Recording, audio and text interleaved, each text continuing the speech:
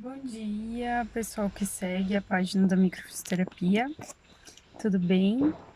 Hoje eu tô firme no propósito, né, para 2020, de conseguir vir e conversar com as pessoas que me seguem referente aos posts que a gente faz semanalmente.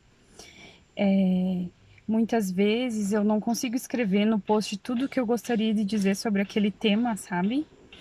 E imagino que por aqui a gente consiga falar melhor e que as pessoas possam então tirar as dúvidas, né? Essa semana a gente vai falar sobre as complicações, os problemas que têm aparecido bastante no consultório com relação ao pós-desfraude, sabe?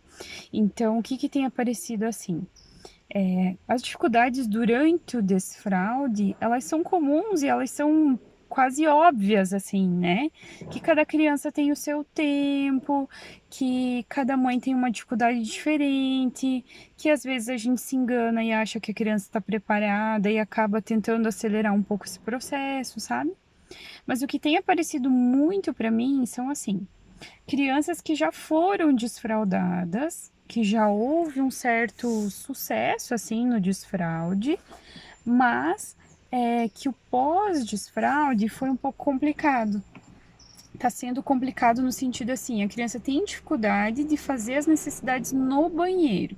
Ela já, ela já controla, ela já pede para fazer o xixi, para fazer o cocô, mas ela não gosta do vaso. Ou ela tem medo do vaso, né? Ou ela pede para colocar a fraldinha na hora de fazer o cocô, principalmente. Ou o que que acontece? Às vezes as crianças seguram tanto o cocô que elas acabam ficando constipadas ou acaba tendo escape, porque daí chega uma hora que ela não conseguiu mais segurar, né? E escapou na roupa. Tem aparecido bastante isso. Então, o que que a gente tem que pensar nesse momento? Será que realmente é o medo do vaso sanitário? Né? Será que existe algum motivo, alguma mudança, alguma adaptação que a criança está sofrendo na época do desfraude, né? No pós-desfraude, que possa estar sentindo uma necessidade de atenção, de uma insegurança, né? O que mais que a gente pode observar sobre isso? Se às vezes o intestino ele vai ter uma conotação assim de sujeira, então será que em algum momento esse cocô foi tratado como um nojento, né? Porque tem algumas crianças que têm dificuldade assim, que elas fazem, mas não limpam, por exemplo. E isso, então, nós já estamos falando de uma criança mais grandinha, é, que já teria capacidade de limpar, né? Então, por exemplo, assim, é, a experiência que eu tenho com dois, né? Então, o meu mais velho, ele tem controle total do esfíncter, né? Ele vai no banheiro sozinho, tudo. Mas se eu tô em casa, ele pede para limpar. Se ele tá com estranho, ele limpa sozinho, né? Sabe? Então, assim, a gente observa grandes diferenças na presença dos pais e longe dos pais.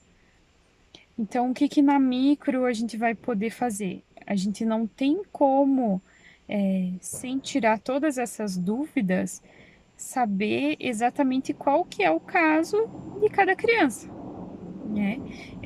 Sem a entrevista, sem a anamnese, sem colocar a mão no paciente. Então, a microfisioterapia, ela trabalha com a procura da etiologia no corpo, né? A procura da causa no corpo. Ela não interpreta as causas das doenças, né? Enfim, pela parte do corpo que foi afetada. A microfisioterapia, ela vai procurar no corpo qual era a causa daquele sintoma, né? E então dá o estímulo para o corpo, tá eliminando essa impressão errada, equivocada que o corpo teve e tá ajudando. Isso me chamou bastante atenção, esse tema, porque eu tenho recebido no consultório com uma certa frequência, sabe? e que não são os problemas do desfraude em si, que são as complicações do pós-desfraude. E é muito difícil a gente saber a maneira mais correta de se fazer esse processo. A gente sabe que cada criança tem a sua dificuldade, tem a sua realidade familiar, tá? Isso que nós nem estamos falando dos escapes de xixi, da dificuldade do desfraude de xixi, que tem, a gente sabe que tem bastante questão biológica com o território, tá? Eu tô falando mais até do cocô, que é o que tem aparecido assim, que tem uma conotação de sujeira, de nojo, enfim, de aversão ao vaso, né? Muitas vezes até essa despedida do corpo, sabe? Daquilo que era uma parte de você e que estava dentro do teu corpo e que de repente vai embora, sabe? O manejo com relação a isso. Então, a mensagem que eu quero trazer é que a micro pode ajudar, que a gente tem tido bons resultados, assim. Às vezes não é na primeira sessão, às vezes a etiologia não foi encontrada, enfim, a gente tem que investigar mais um pouquinho, mas que sempre vai valer a pena você tentar, porque a microfisioterapia não é um tratamento de longo prazo. Ele é um tratamento que, se vai fazer efeito para o teu filho, ele já vai fazer efeito. Eu sempre falo isso. Ele já vai fazer o efeito no máximo na segunda sessão enfim, e vai te aliviar e te deixar livre, se não for esse, para procurar outros, né? Não é uma coisa que depende que você fique meses tratando, tá?